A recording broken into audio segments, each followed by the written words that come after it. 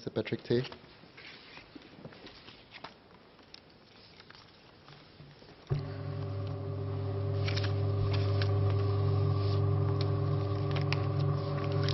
Mr. Speaker, I rise in support of this bill.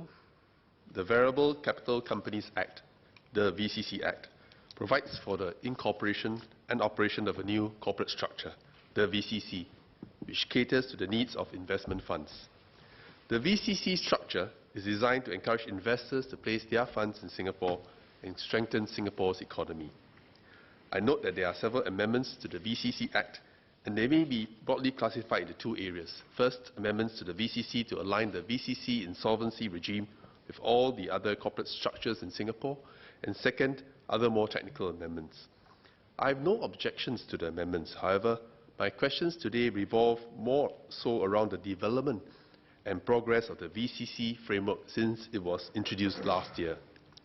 In particular, the impact of the VCC framework on the economy and job market and prospects in Singapore. The Second Minister for Finance, Ms. Indrani Raja, mentioned in Parliament last year that the VCC framework will create new business opportunities for lawyers, accountants, tax advisors, fund administrators and custodians in Singapore. MAS has estimated that the VCC framework could create over 1,000 new jobs for service providers in the first 2 years of its introduction. In this respect, I have the following questions. First, it has been about a year since the passing of the VCC Act. How many new jobs have been created as a result of the VCC, and has it reached the 1,000 mark? As a follow-up question, are they all in the legal and accounting sector? Would the Minister be able to provide a brief breakdown of the new jobs created within the various sectors?